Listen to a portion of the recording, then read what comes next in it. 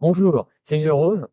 Alors dans cette vidéo, je vais continuer à vous parler de la gémothérapie dans les soins dentaires avec mon cher ami dentiste. Euh, Là, on va dans cette vidéo plus vous parler plante par plante, enfin bourgeon par bourgeon, euh, des vertus dans les soins dentaires de ces petits bourgeons. Donc pour commencer, déjà je vais commencer par le tamarin. Moi j'ai écrit un petit texte, un petit pitch pour la nuit. Donc, le tamarin, il va agir dans les troubles de la dentition, les désordres, les retards de croissance, l'ostéite de Paget, donc qui est lié donc à des protubérances qui se développent un peu n'importe où de manière anarchique. Donc, ça va aider à rééquilibrer la croissance et ça va être très intéressant. Toi, tu as vu Non, des soucis stéroïdes de Paget, rarement vu. Ah ouais, Oui, c'est très rare. c'est- Mais bon, quand ça arrive, on est bien content de trouver ça éventuellement. oui, Il y a d'autres traitements, bien sûr, les traitements médicaux. Mais oui, si ça peut être une aide éventuellement. Ça, c'est vraiment très spécial. Mais tu m'as dit quoi au départ? Rappelle-moi les indications. donc les indications, c'est troubles de la dentition. Trouble de la dentition, ça joue sur les retards, certainement. Ça joue sur les retards et les désordres. Donc ça va aider Ah à ouais. rééquilibrer. Les désordres dentaires, ça veut dire les dents qui poussent de travers, en quelque Ouais, sorte. c'est ça.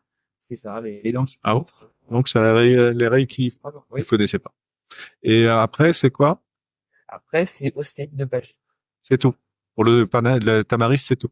Voilà. D'accord. C'est Bon, alors on va passer à une autre plante alors. le sapin pétiné. Voilà. Alors lui, il est reminéralisant, je crois. Oui, reminéralisant, donc utile pour la piorée dentaire. Oui. Alors la purée dentaire, faut peut-être expliquer ce que c'est. Là, c'est la suppuration. La suppuration des gencives. Les gencives qui saignent, qui suppurent. Suppure, ça veut dire quoi? Ça veut dire qu'ils produisent du pus. Là, on le voit, c'est un liquide jaune-vert qui sort des gencives. C'est pas glamour, mais ça existe. Et donc, a priori, cette plante réduirait la suppuration. Voilà, oui, c'est ça, un peu comme le douanier, vous avez vu dans D'accord. la vidéo précédente.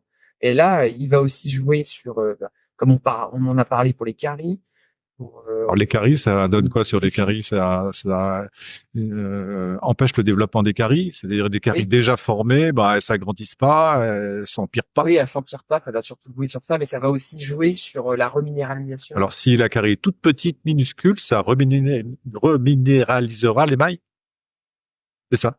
Non, je sais Alors, pas. l'émail, non, peut-être pas, mais en tout cas, la dentine, en tout cas, La dentine sera reminéralisée un petit peu si la carie est ouverte. et Ok, voilà, puis ça va être vachement bien pour les parents, d'accord. avec l'os qui va.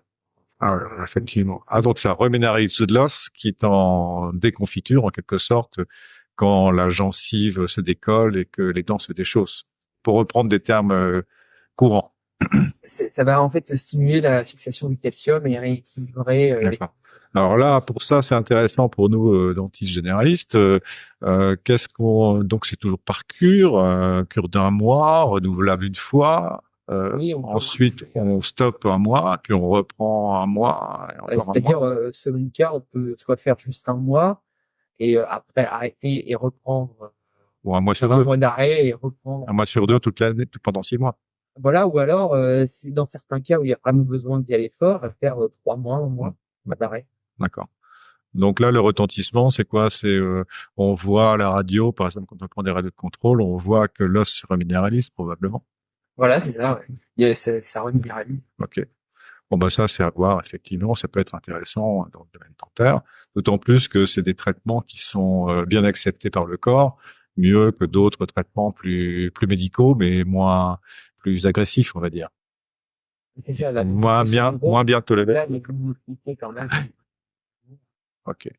Alors, qu'est-ce qu'il y a d'autre donc pour... Après, il y a le bourgeon noyer qui lui est intéressant aussi pour la suppuration. Hmm, C'est un anti scrofuleux hmm, puissant, hmm, reconnu en phytothérapie hmm, déjà. hmm. Il a des vertus astringentes, il a des vertus Alors, anti-inflammatoires. astringent, ça veut dire quoi? Ça veut dire que ça va resserrer les tissus, ça va D'accord. les stimuler, donc pour que les tissus soient bien. Donc, pour euh, pour aussi que la gencive se remette bien. Hmm, Ça hmm, peut, quand il y a un déchaussement dentaire, hmm. notamment, ça peut aider aussi la gencive à se remettre bien dans les D'accord. déchaussements. Ok. Donc une gencive qui est gonflée, ben ça la remet à son niveau normal, quoi. Alors, ça contribue à remettre à son niveau normal, à la dégonfler. Et du coup, c'est aussi utile dans les granulomes. Alors les granulomes dentaires, faut expliquer ce que c'est. C'est en fait une réaction du corps contre une infection interne de la racine. Et ça ressemble vaguement à une petite boule de chair. On va utiliser des termes courants, hein. Petite boule de chair contre qui va bloquer la dissémination de l'infection dans le corps. Donc c'est une réaction du corps, une réaction physique du corps, et donc l'os disparaît au profit de cette boule de chair. Une boule de chair qui fait quoi, entre quelques millimètres de diamètre, et ça peut aller jusqu'à quelquefois énorme, 2 centimètres de diamètre. Ah d'accord. Et toi, avec des soins classiques, Donc on le traite par des traitements dentaires spécifiques, mais bon, d'après ce que tu me dis, ça contribuerait à le faire disparaître encore plus rapidement. Après. Je pense pas qu'on puisse se fier uniquement à cette plante pour faire disparaître un granulome. Mais je pense que ça peut contribuer à accélérer sa disparition. Ah oui, mais de toute façon, oui, ça aide. Alors après, le faire disparaître complètement. On le fait disparaître complètement, hein, non, mais ça, c'est pas un problème. Avec la plante, j'en suis pas sûr, mais avec les traitements classiques dentaires, c'est quasiment certain. À partir d'un certain stade, on peut plus, il faut passer chirurgical, mais c'est également des traitements dentaires, traitements dentaires chirurgicaux. Donc en fait, là, avec la gémothérapie, ça va plus agir sur la durée. C'est ce qu'il faut retenir. Ensuite, je vais vous parler du myrtillé, donc qui est actif dans les gingivites, les aftes. Ça, c'est important. Hein. Parce que les aftes, c'est assez difficile à traiter. Hein. Et d'ailleurs, le noyer traite aussi les aftes. Alors que les noix en provoquent. Oui, donc, voilà, c'est important de le souligner. Donc, le myrtillé, en plus, il aide à lutter contre les caries de manière préventive par le fait qu'il va avoir un effet anti-adhérence des bactéries sur les bactéries. Voilà. Ça, c'est quand même intéressant. Oui, mais il faut le prendre quoi, en main de bouche, non? Non? Directement comme ça, selon la posologie habituelle? Non, je ne le savais pas. Bah oui, parce que ça va avoir un effet général de principe actif à être diffusé par ma cancer. Ah ouais. Bon. Soit. C'est toi l'informateur. Hein. Je reçois les informations.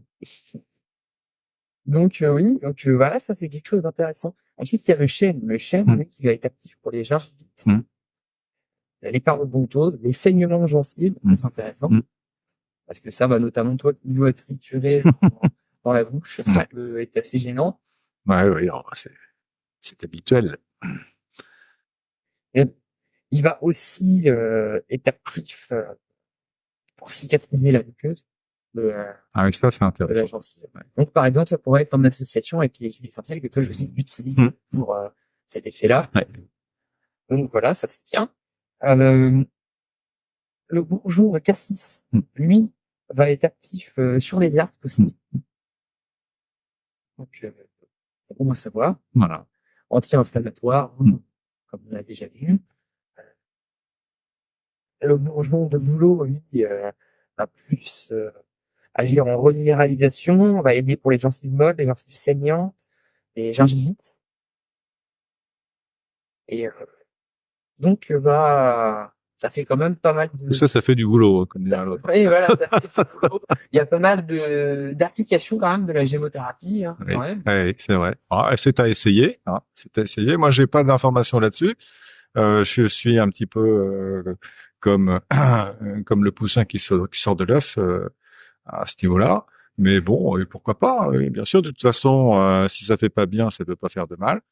Et puis d'après ce que tu dis, oui, je pense que pour avoir utilisé la gémothérapie à titre personnel, je pense que ça peut aider surtout le chêne, le bouleau, le cassis, tous ces éléments-là sont vraiment bons pour le corps et donc pourquoi pas pour la sphère buccale. Ah bah oui, déjà le chêne, c'est un stimulant du système endocrinien, stimulant de l'hypophyse notamment, mais de tout le système endocrinien, stimulant des hormonales. Ouais. Donc c'est un revitalisant, ça va revitaliser carrément tout le corps. Ouais. Donc, c'est important Voilà. pour régénérer. Enfin, il faut savoir que c'est une aide, c'est des compléments ou au traitement dentaire ou à certains traitements médicaux qui ont un rapport avec le dentaire, mais ça peut pas être déterminant à lui tout seul. Ce traitement par la géothérapie, c'est des traitements qui sont complémentaires d'aide au traitement classique. Exactement. Voilà. Et le bonbon de cassis Oui. est adaptogène aussi. Voilà. Ouais, donc qui est bien, qui va potentialiser le bonbon. D'accord. Bon, bah, nous allons nous adapter à notre autre auditoire, car nous avons fait 10 minutes de conférence déjà. Et donc, il est temps de nous quitter. Voilà. Et voilà, à bientôt. À bientôt, je vous dis à bientôt pour une prochaine vidéo. Au revoir.